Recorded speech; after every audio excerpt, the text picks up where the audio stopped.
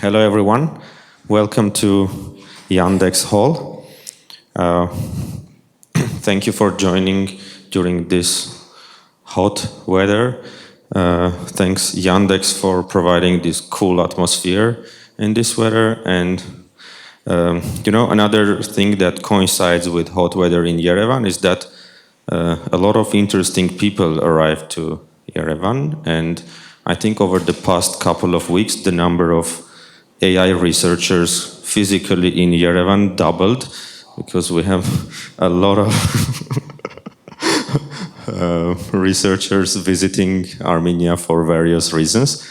And we wanted to kind of leverage this opportunity and invited one of them, Perouz, to present here at the Yandex Hall. So Perouz works on AI research at ServiceNow, and she's also involved in lots of initiatives in Armenia. So I think it's, fourth, fifth, or sixth year that she's involved in organizing some sort of workshop or summer school in Armenia. So I see faces who have probably were students of Perouz classes at AUA or have attended the workshops and summer schools, so many of you know her. So today she'll talk about their research on visual language models and applications in enterprise world. So I think we can immediately start.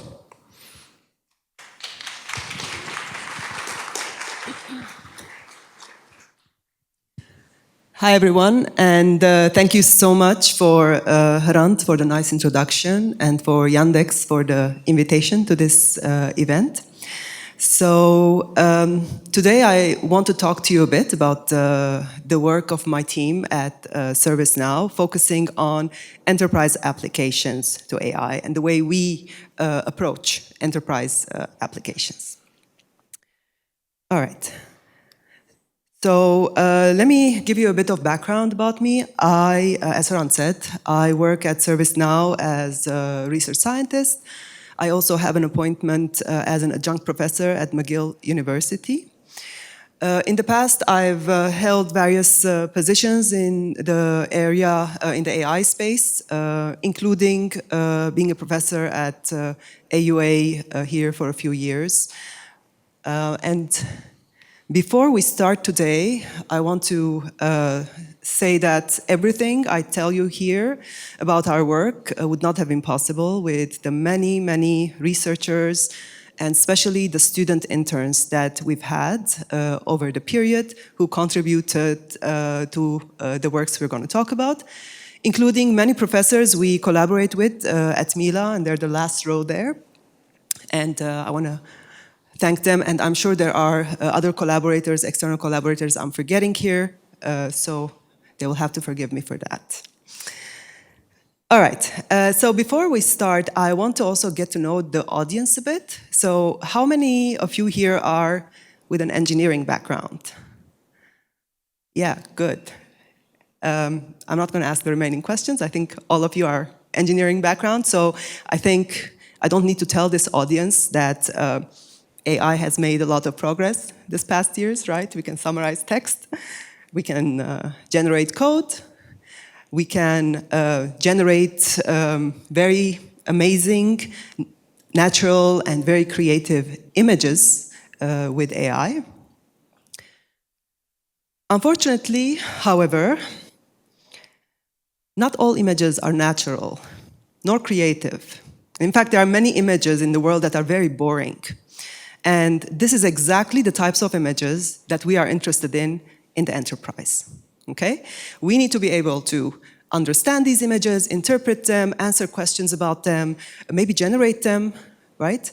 And the focus of my talk revolves around these images. And when I say image or document, I have a wide definition of it.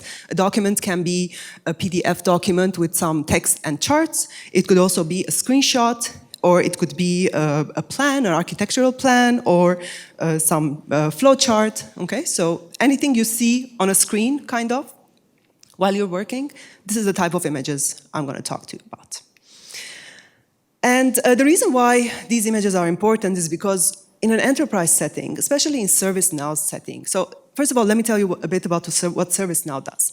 ServiceNow is a cloud enterprise solutions company. It provides organizations with tools to help them automate a lot of their processes, such as human resources or IT management and these types of services and software. So in a company like ServiceNow, the types of applications that you need to be able to do is things like conversational research that has some visual content. Talk to your users who are also going to ask you questions about some image. And also you need things like OCR and data extraction from documents. Like I want to be able to show a receipt and say, ask a question like, how much did I spend on alcohol? And I want the AI to be able to answer this question for me. And another class of maybe applications is code generation. And by code I mean a wide variety of code. Code can be thought of as also an SVG image. SVG image is actually a piece of code that gets rendered, right? And code can be a chart that can be rendered into a chart. So this is another class of problems that falls inside this document understanding class. All right, so these are the types of applications that we would like to solve in the enterprise setting, and for that we need multimodal models. Now, a multimodal model is generally a Gen AI model that can take as input data of any type of modality. It could be an image, audio, text, and generate data or a response in any modality. What I will talk to you today is a specific type of multimodal models, vision language models. And the vision language models I'm interested in are the ones that take as input image and text and generate text, okay? For the purpose of this discussion, we are not going to look at models that generate images, okay? So these are the models that can actually solve this task, where you ask it a question about an image and they generally are able to tell you, let's say, what's unusual about this image. All right. So why do we need to do research in this space? Because after all, there are many models out there that we can use. There's data that you can use. But again, in an enterprise setting, in a setting where you are interested in actually putting these models into production, right, for your clients, there are some things you need to pay attention to. So when we started looking into this problem, we noticed that, first of all, a lot of the models out there are very general purpose. They're not tuned to document understanding. The second thing is that many of the data sets out there, or models, are not open source. The data sets themselves do not have permissive license. Okay, we cannot just train with them and put the trained model in production and violate lots of licensing code. And their performance on enterprise use cases, the use cases I discussed, was very low. So this meant that we had to actually do some work in order to have the models that we can put in production. All right, so in this talk, I'm going to discuss two types of, or two classes of applications. One of them is document understanding, and the second one is about agent navigation, and I will define what these are. My focus will be on datasets and benchmarks. So we also work on architecture design and model architecture, but I'm left that out of this talk, and we will focus on benchmarks, because benchmarks are very important to be able to evaluate what your models are able to do, and datasets as well. Okay, so let's start with document understanding. The first set of let's say, subtopics I will talk about are a set of benchmarks and datasets.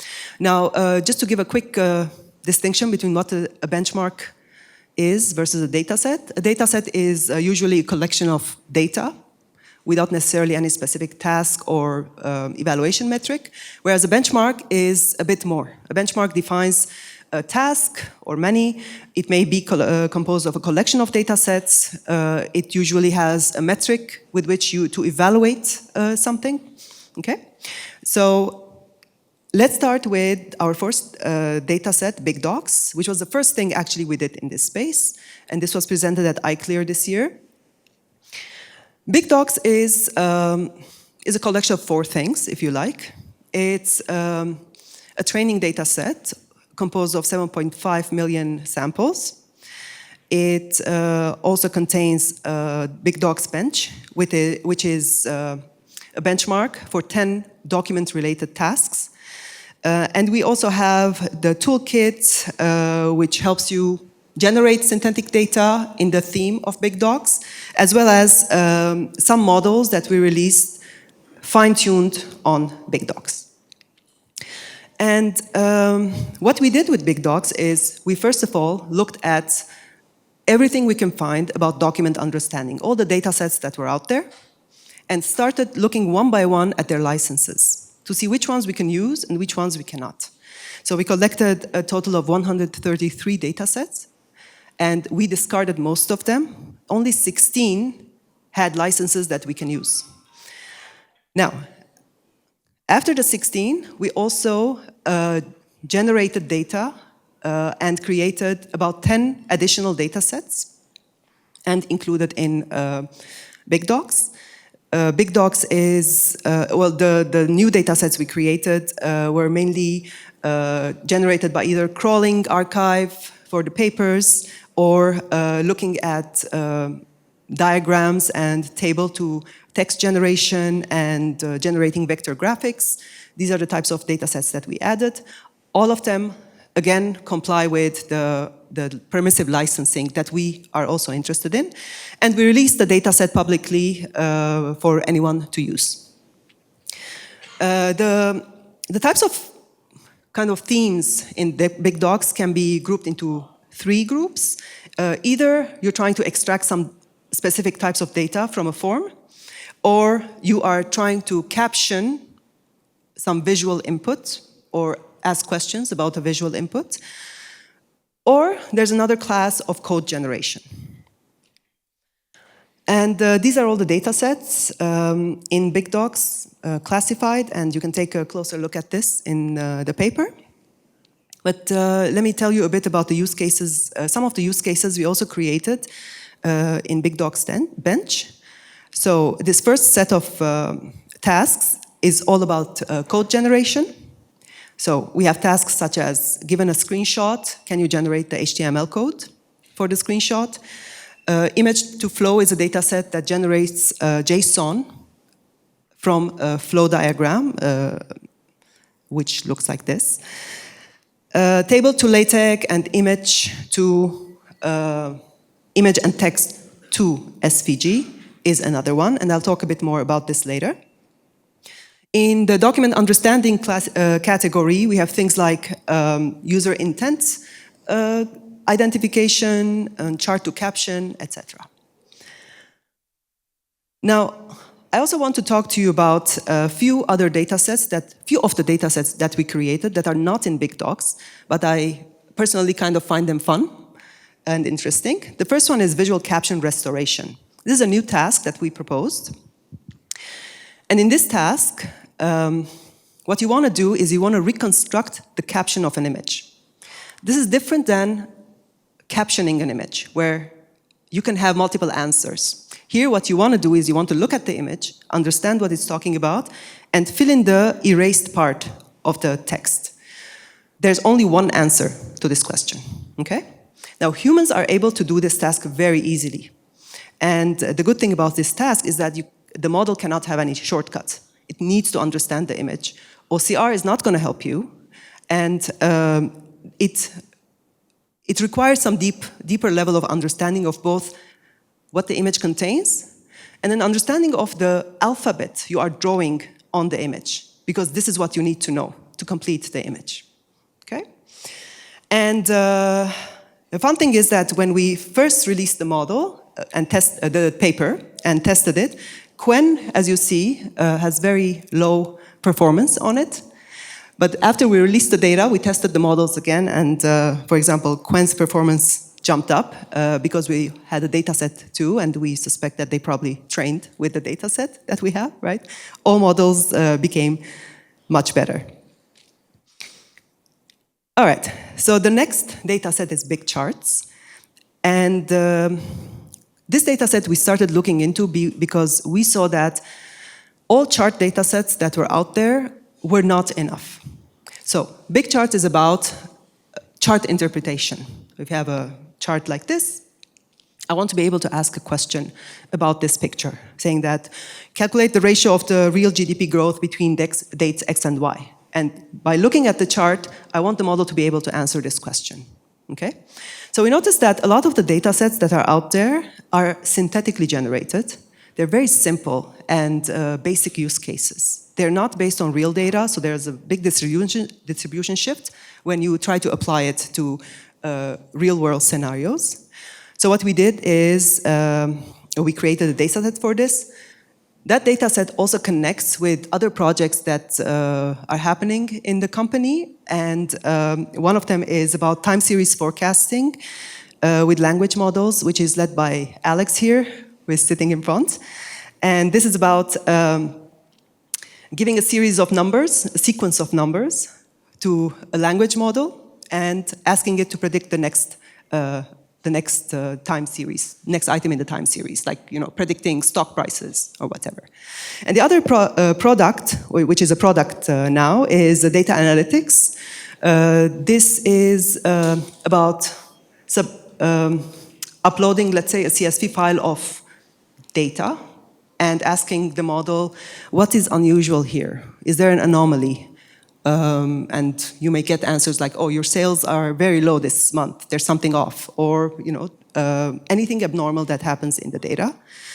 And these two projects deal with charts in different ways, and we'd like to be able to, for example, do the time series forecasting with charts, visual charts, not only by inserting data, the numbers to the model. For this data set, we collected a lot of images by crawling Common Crawl and some publicly available charts data set. We excluded the images that are not charts. Then we used Gemini to generate code that generates that chart. And then we rendered the code to see which code actually renders and which ones do not. Then we did a visual matching between the rendered code and the original chart to make sure that they're the same. And we, discarded many of the samples that do not work. And this way, we got a data set where you have the image of the chart, you get the underlying data, and the chart itself comes from a real code and real-world scenario. Because we crawled documents like financial documents and documents on archive, and these are things that actually people published. So I don't know if, I don't have, so when you train with the big charts, you get better performance on chart understanding with all the models that we try to test on. Now the next data set is Starflow, and I want to mention Starflow because we used the help of an external company, a labeling company, to label these data samples. And the company we used is Super Annotate, which is an Armenian company. And this was submitted to WACV recently. In this case, what we want to do is we want to generate flowcharts. Now, a flowchart in the ServiceNow ecosystem is basically a JSON file. Now, the way the platform works in ServiceNow is that it allows people to define business processes without having to write code. You can just draw this flowchart that you see here, and then the process is going to be created for you. Like processes like, if someone wants to go on vacation, they have to first ask the permission of their manager. If the manager is on vacation, then it has to go to this person, right? These processes. But this process is very tedious within the ServiceNow platform. You have to know how to use this software to create the chart, what each chart means, each flow chart means. So it's barrier to adoption, it's difficult to formulate, and what we want to give the user is the ability to just draw the flow chart, and then the rest is going to be handled by a language model. So for that, we needed data, because all the models we tested were not good enough. So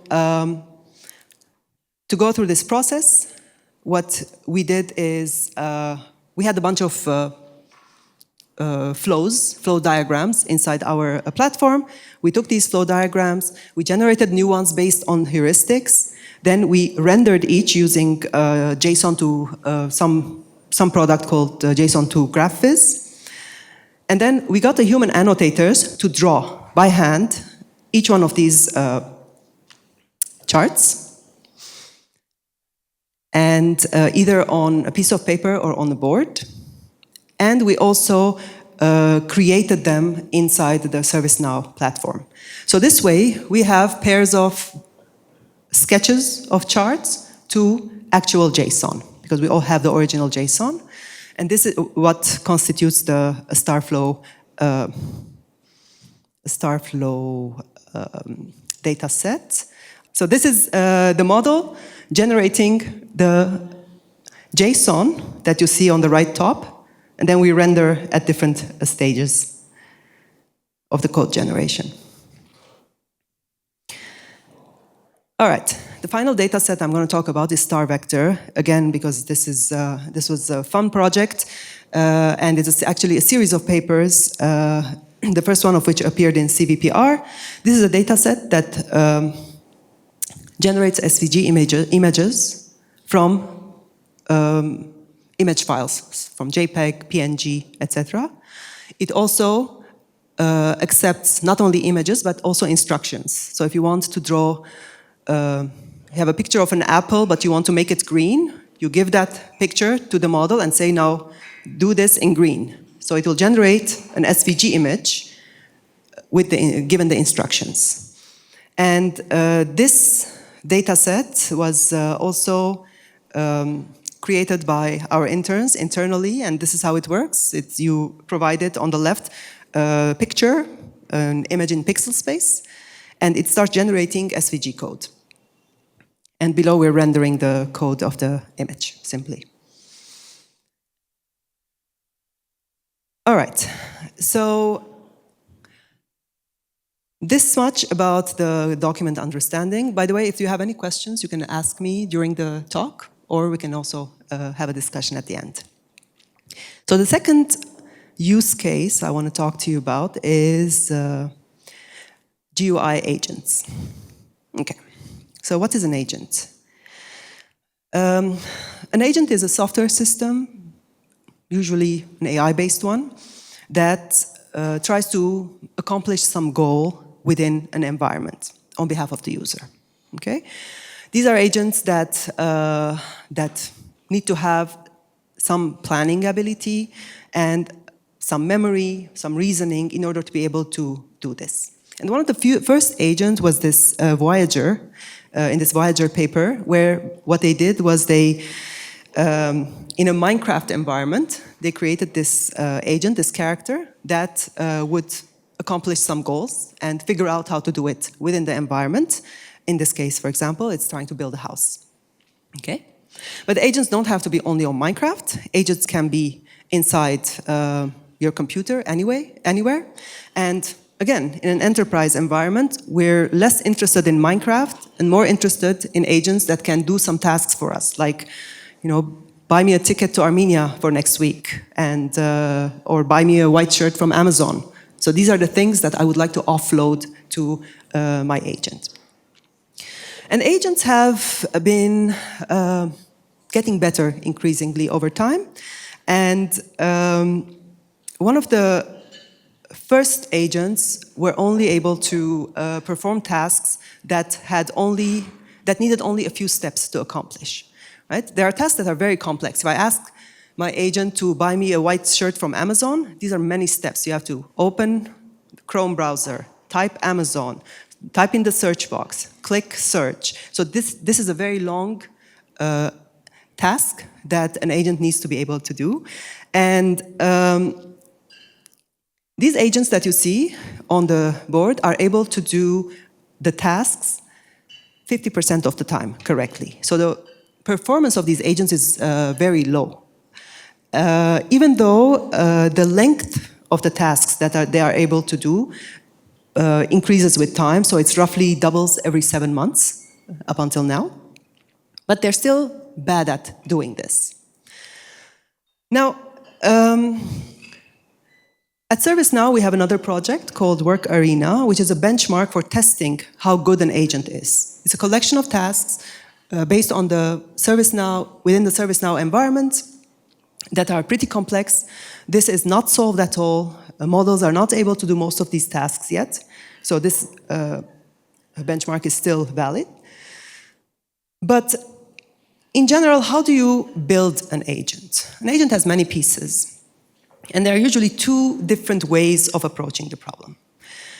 There's the micro-agent scenario, whereby you have a few small agents. Now, when I say agent, think a language model or a vision language model, okay? Some sort of neural network that is doing some sort of thinking for you. So you either have a collection of small models that collaborate together and do a piece of the work, or you have one big agent that does everything perfectly and does and specializes in all the pieces. So in the first case, micro-agents, there are many models that are there's, for example, Agent S2 or uGround. These are models that specialize in micro-agent systems. On the right, the best model that goes with the monolithic agent approach is UiTars, which is from ByteDance. And they're very good as well in agentic work. What we will talk about, though, is the first type. So initially, early on, agents were navigating, because an agent needs to navigate. Aside from planning, it needs to know where to click for different tasks. Initially, agents were built based on the accessibility tree of a website. So you have a web page, it has some HTML code behind it, an accessibility tree. And this contains a lot of information about all the buttons, all the functions behind the buttons, etc. And language models are able to look at that code and figure out where is the search button. And earlier agents were using this approach to navigate the environment. However, with the VLMs, vision language models, becoming better and better, now we start looking at how can we navigate the world like humans do.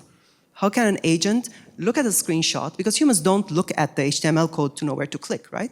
And so we must be able to have language models or vision language models that are able to do the same. So in order to have vision language models help us know where to click, the bottleneck here is what is called visual grounding or GUI grounding. Okay. Now, what is grounding? Grounding is the ability to convert a language instruction into an exact coordinate where to click. Okay? So if I tell my VLM click on the menu, it has to give me the exact coordinate, X and Y coordinate, where to click. Now, grounding is not an easy problem. Why? Because, first of all, it has to be very accurate. If you're like a few pixels off from the button, you cannot click. They have to be generalizable. You need strong generalization across all types of websites, all types of desktops, different operating systems, phone, Windows, and these environments are very, very different. So you need to be able to generalize, and they need to be flexible. Because in a system where these grounding agents need to work with, let's say, a planner, they need to be able to work with any planner, whether it's OpenAI or Claude or any, your local language model that is doing the planning. So the way we're going to use these agents, first of all, is in the micro-agent scenario, whereby one of the agents we're going to use is a grounder agent, whose job is only to take text instruction from a master agent, let's say the planner, and return an XY coordinate. After which, you can go and click on that XY coordinate and move to the next step in your plan. So we're going to focus on grounding. Again, grounding is a difficult task, and there are not that many data sets on which you can train. So we wanted to create one. So this is an example of that I described. So if I want to find the cheapest monitor, then the planner would, let's say, generate a plan. For example, I don't know, type monitor in the search bar or whatever it is, the search bar at the top of the page. Yeah. So click on the search bar and then sends it to the grounder. And the grounder is going to say, oh, that's at position 55626. And then you can go ahead and click that and move to the next item on the plan. Okay? All right, so the first data set we looked at was WebMMU. This was recently accepted to ACL, yesterday actually. And this is again a data set that we had labeled with an external labeling company, again, super annotate in this case.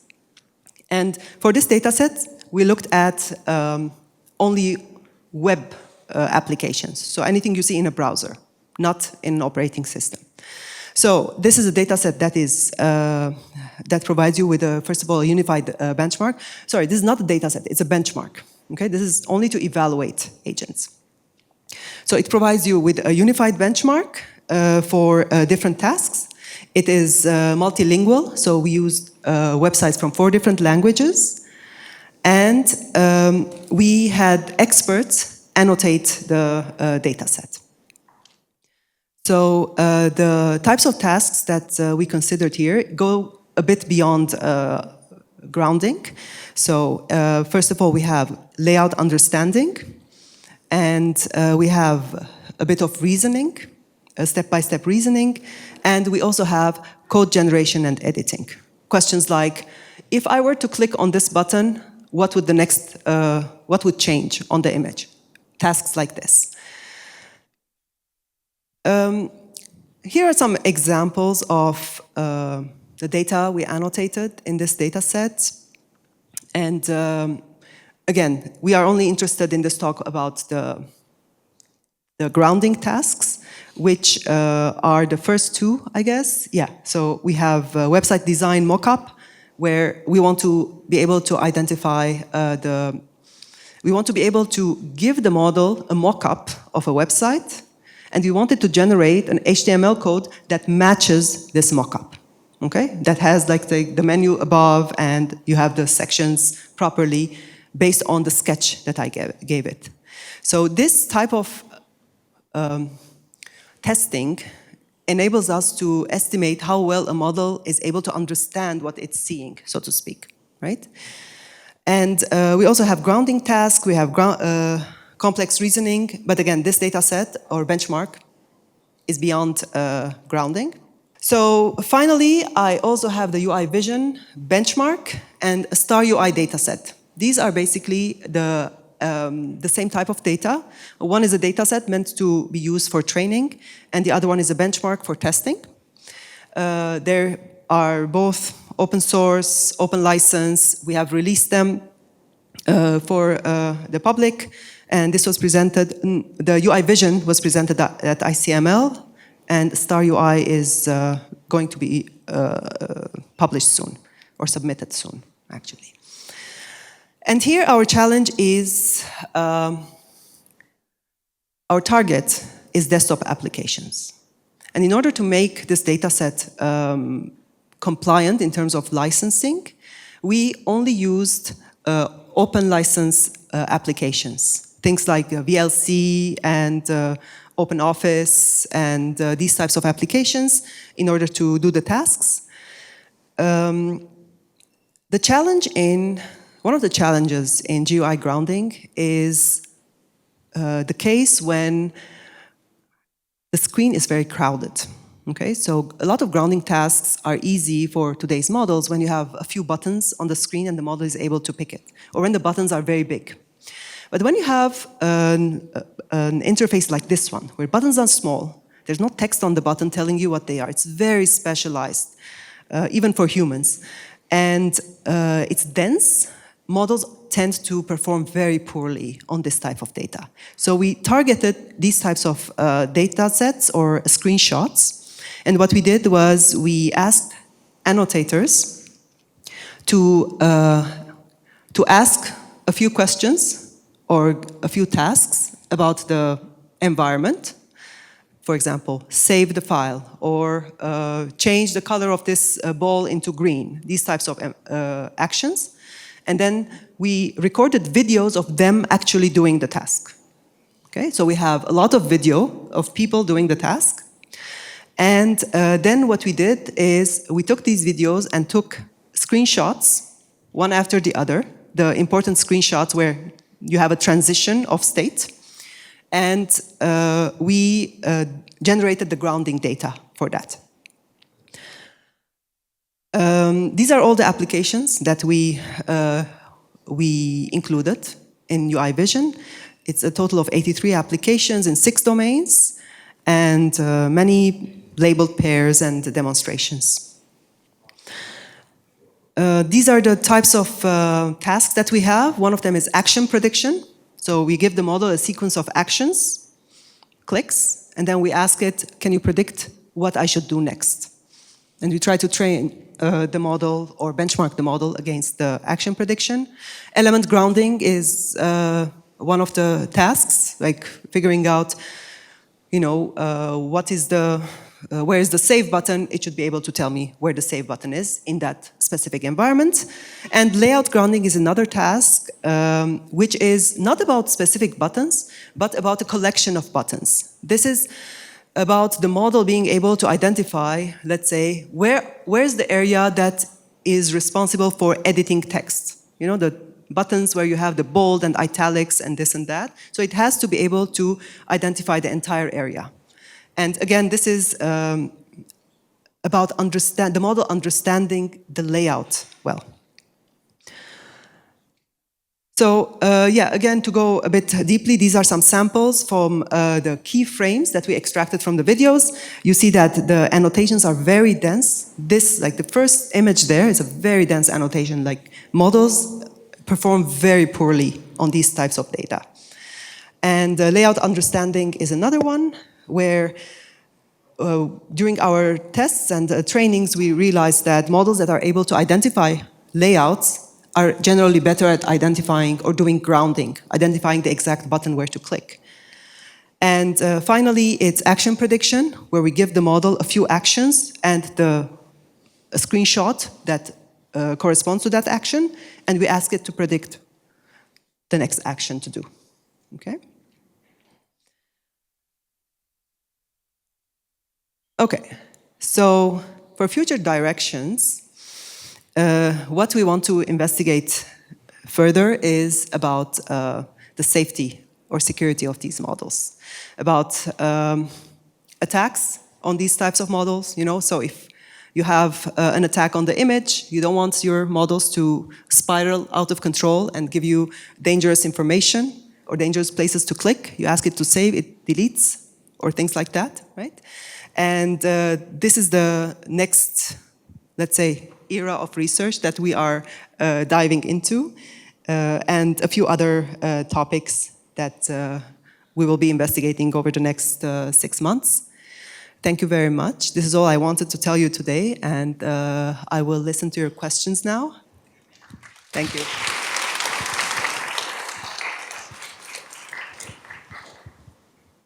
Thank you. I think I will ask the first question before going to audience. So you showed lots of datasets and benchmarks, and I think to ask all my questions, we will need to go by slide to recover all of that. But I think my main thing is that, for example, this GUI grounding and this last one that you showed, are you also working on models to solve them? Like or it's like another thing, it's not open source and that So with all of these data sets and benchmarks, we have trained publicly available models or fine-tuned publicly available models with these data sets and tested them out to make sure that these data sets are actually useful, right? Because that's the only point of this data set. Aside from that, we also have some projects that look into architecture, about architectures that are more tuned towards document understanding or visual understanding. So we have projects that, let's say, we look at the vision encoder a lot. So we have a project, for example, that looks at the tokens or the features of the vision encoder and rearranges them based on the question. Okay, so we know that language models are better when the information is close by to each other. Okay, so we use that. We try to use that in the image space as well, and collect the image patches together. The image patches where we think the answer is. Okay, so if the question is save my file, and we think that the save button is somewhere on the top right corner, these image patches, we put them closer to the code when we send the information to the language model, for example. This is still an ongoing project. Another project we have is, again, in the vision space, in order to generate representations based on the task you're trying to solve, which in this case is grounding. One problem with vision is that images come at different dimensions. You have an image that's small, image that's big, and some image encoders shrink, let's say, the image and then process it, right? But when you shrink an image that has 1 million buttons on it, you lost a lot of information already. We don't want to do that. So you want to have the right image encoder for the right type of question and a screenshot. And there you can have things like a mixture of expert kind of image encoder to decide which level of granularity to encode the image before sending it to the language model. These are the type of experiments we do with architectural changes, let's say. Yeah. Yeah, that's pretty interesting. Okay, any other questions? Thank you for your presentation. One question, are vision language models used for audio transcriptions, like input is a spectrogram of audio and language model need to transcribe it? Yes, there are many models that deal with audio, where you can input audio and output audio or output text. Our group does not do research in audio. We focus on vision and text mostly. But yes, there are models and there are groups in ServiceNow that deal with audio. Yeah. But using vision language models, can we do that? You will need an audio encoder. So in a vision language model, you have an encoder, a tokenizer, right, that transforms the text into tokens. You have an image encoder that transforms the image into features. And then you will need to have an audio encoder that transforms the audio into features, right? And then you send all of this to the LLM and then get an answer. Yes, it's possible, but you just need to add another encoder there in order to process the audio. Thanks. You showed a lot of data sets, but actually I didn't see any benchmarks on the slides. So my question is why we try to solve these use cases in so suboptimal way?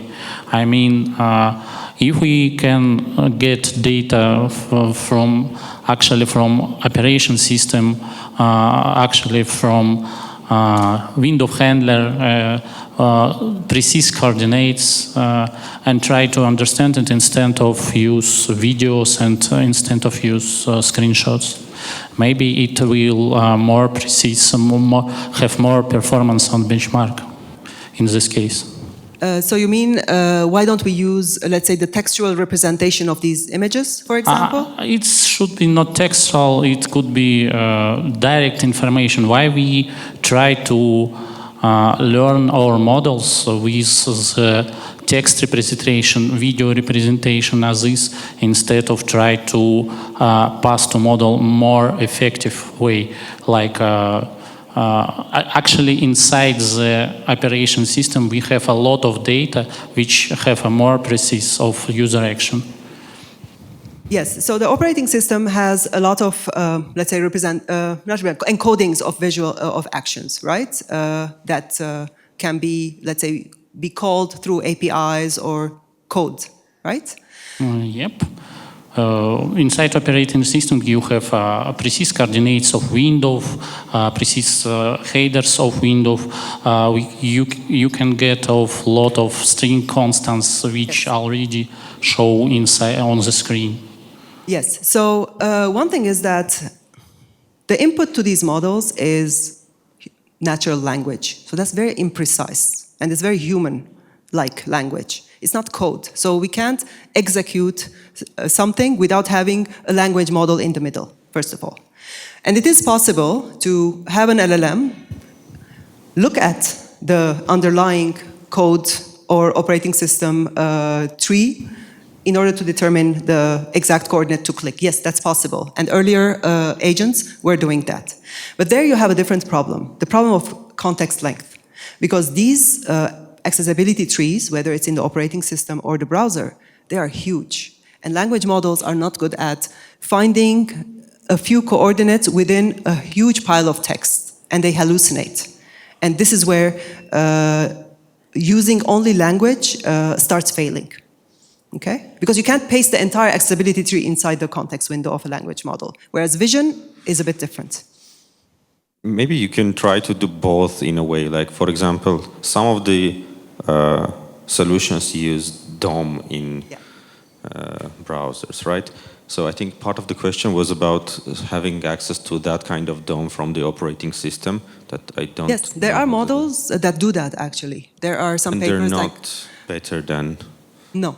No, they're not better than what vision language models can do. And there, then you have the latency problem, because now you have to first look at the DOM, also process the DOM, maybe do some RAG to select the piece of the code that is relevant to the query. So these are like all extra steps. And if I can do it just by looking at an image, then that's better. I see. Other questions?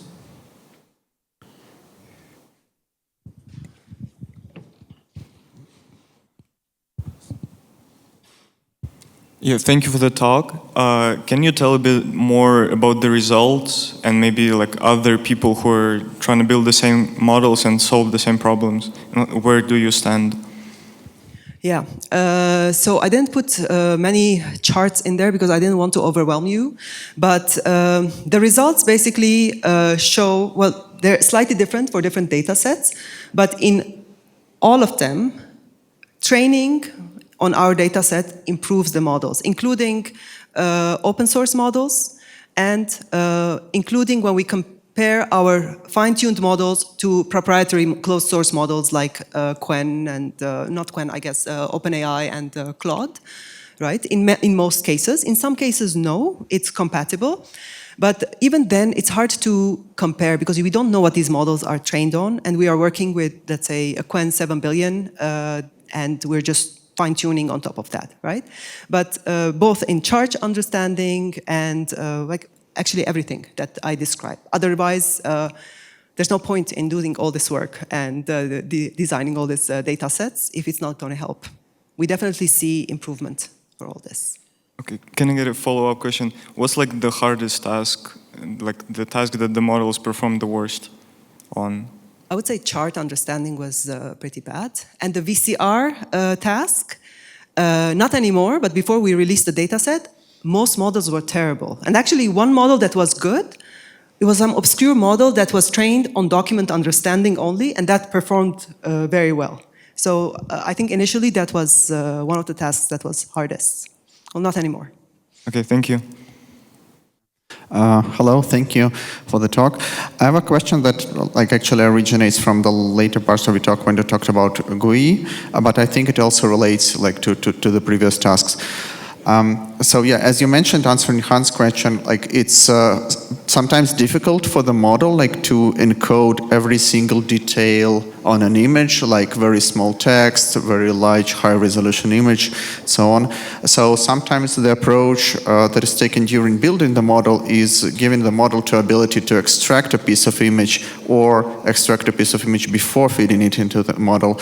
And the question is, do any of these benchmarks allow evaluating that part specifically of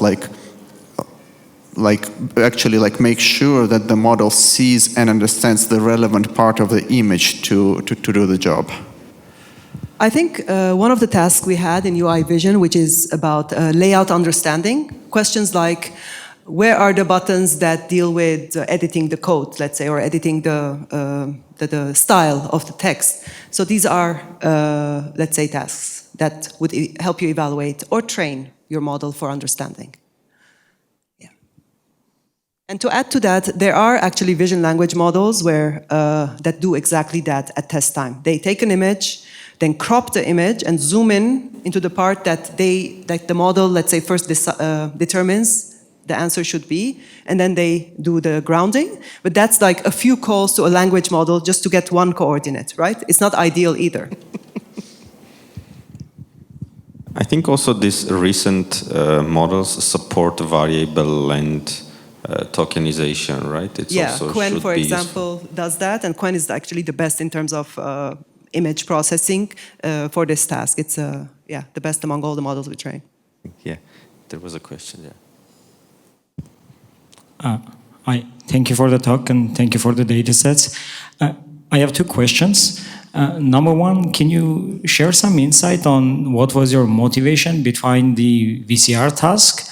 Because it seems to be much more restrictive than typical captioning and harder.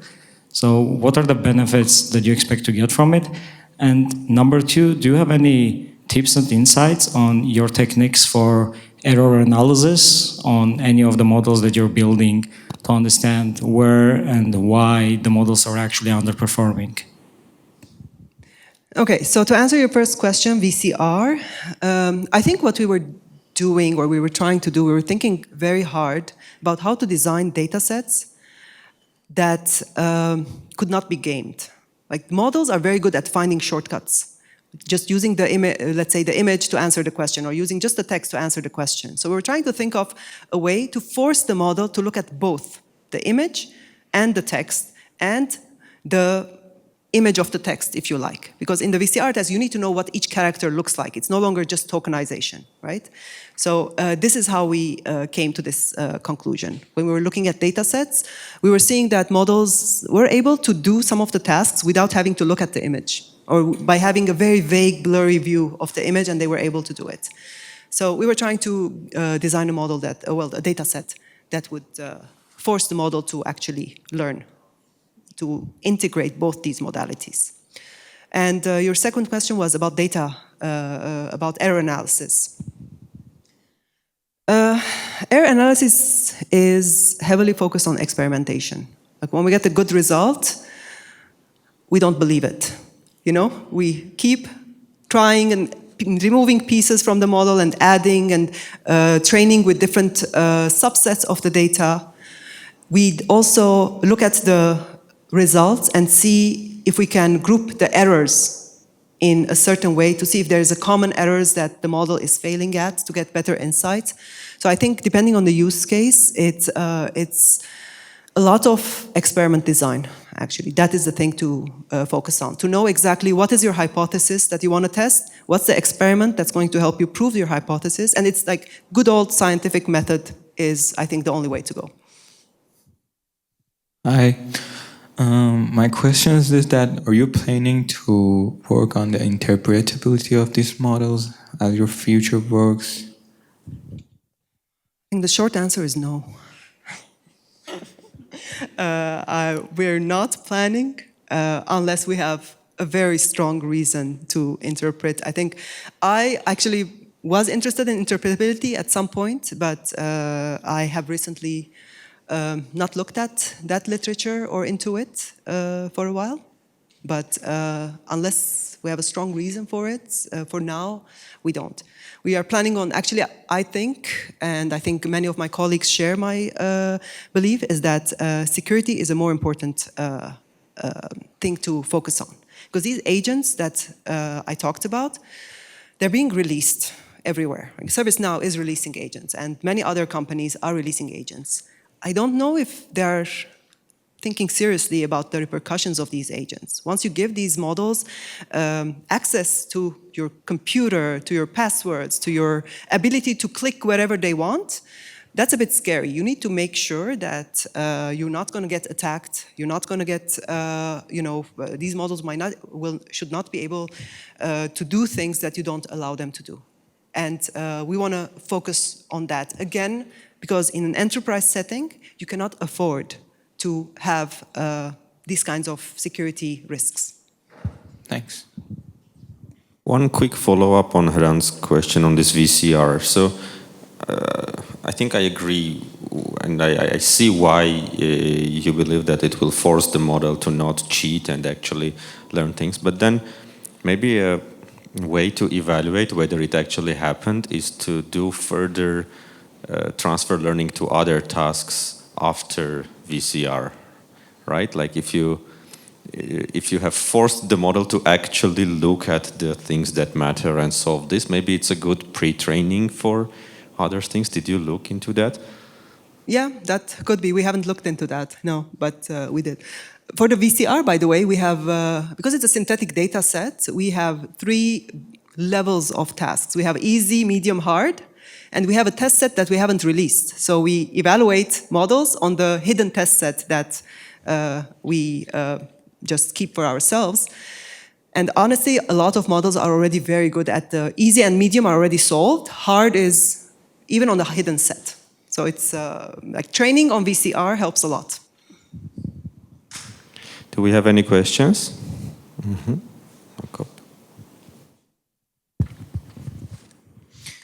Thank you very much for the presentation. In one of your slides where you talked about the desktop-centric GUI benchmark, I believe, please correct me if I'm wrong. You first try to record the video of annotator of some action, then try to collect the action that he performed in this video. Try to collect the actions that he performed in this recorded video. And in one of your benchmarks, you try to evaluate models' action prediction in certain different instruction, like saving file you mentioned. So in your evaluation, you try to evaluate the whole sequence of actions of one instruction, or just one action, then give the next frame and try to predict the next action. So what we evaluate is we give the model a sequence of actions and ask it to predict the next one, just one. So it has access to all the things that the model saw and did. Okay. And then it only Just has to say, action. what's the next one? Okay. Thank you. That's all. Other questions? I want to add something here, because you talked about GPT models when you add in some symbol at the end, but you have diffusion models. And here's more things you can do in computer vision and generating some result. Did you try something from it? Okay, so let me tell you a story. Not all projects are successful. And I'm going to tell you a story of a project that was not very successful. So the chart project that you saw, we had a project earlier where we wanted to generate charts. And it was a very self-serving project. Because what we wanted to do is we wanted to give a research paper to a model and asked it to generate all the figures in the paper. Okay? So that was the project. And the figures, to generate the figures, we wanted to generate them using diffusion models. So we collect the training data, et cetera, and we managed to get the diffusion model generate the figures in our papers. except that the figures that were generated, the chart is beautiful, the text in it made no sense. It was just some imagined alphabet. And we could not make it generate proper text. That's why we started thinking about, okay, forget pixel space, because I'm interested in generating text in the image as well. Let's look at SVG. Because SVG is something you can control. It's code, it's simple, we know how to deal with it. So we started thinking, so that star vector project where we generate SVG from images or from text came from that initial experience with diffusion models. Thank you. Any other questions? Okay, so we can thank Perouz again, and let's continue networking.